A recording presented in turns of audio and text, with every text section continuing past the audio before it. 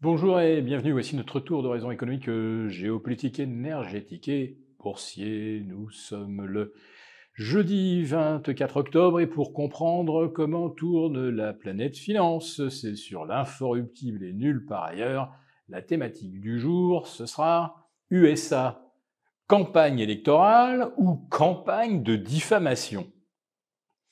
Ah ouais, on est vraiment gâtés en termes de noms d'oiseaux politiques depuis 48 heures. L'équipe de campagne de Kamala Harris se déchaîne littéralement. On a le droit à peu près à tout.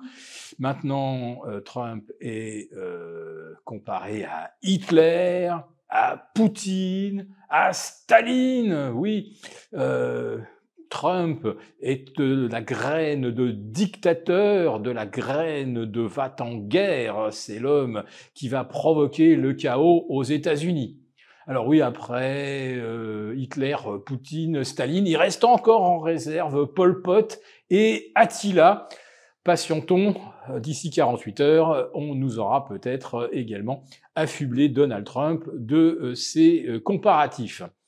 Bon, il est clair que le personnel de campagne de Kamala Harris est en train d'actionner tous les leviers de la peur de la façon la plus grotesque, et quand on en est réduit à ce genre d'expédient, c'est qu'on est vraiment effectivement terrorisé par les derniers sondages qui donnent Trump en tête dans de nombreux swing states.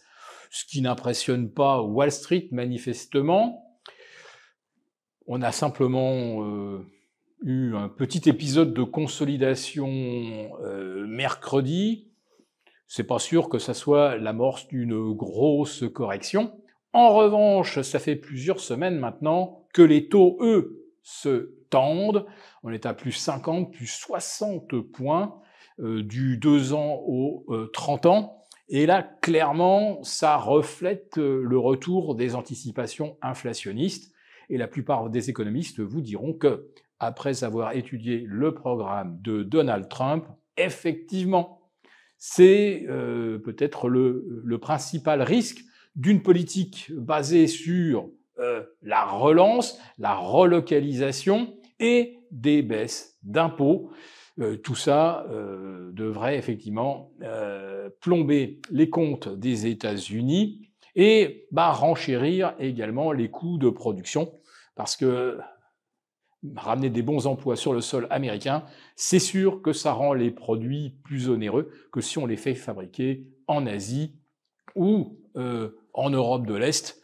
Là, je parle évidemment des entreprises allemandes, italiennes, françaises. On cherche partout les meilleurs prix. Aux États-Unis, on fait le pari strictement inverse. Donc, la campagne de Kamala Harris, aujourd'hui, ça devient de la diffamation, et on se demande même s'ils ont encore un programme à part celui de battre Donald Trump.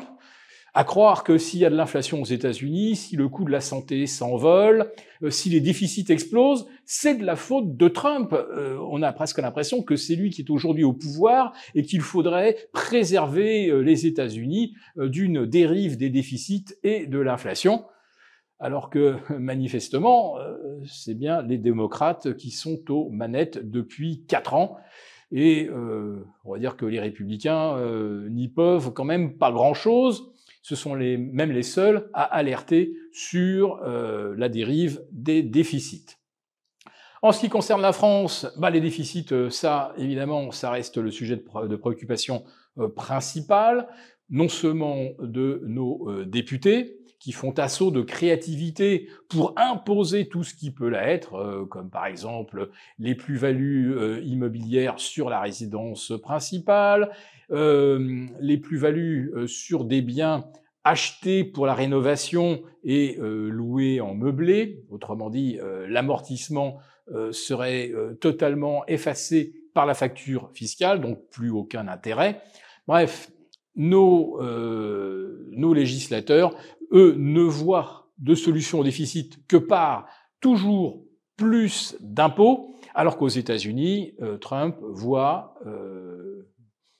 le maintien de la croissance par toujours moins d'impôts. Le problème, c'est que le FMI, maintenant, a la France dans le collimateur et vient de le faire savoir.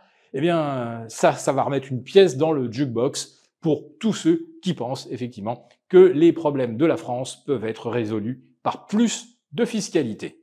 Tout le contraire de ce qu'il faudrait faire. Pour vous remercier de votre fidélité, vous pouvez télécharger gratuitement, en suivant le lien ci-dessous, un guide complet sur l'achat d'or physique qui représente un investissement de choix en période économique incertaine et surtout d'inflation. Merci et à bientôt. Merci beaucoup d'avoir regardé cette vidéo.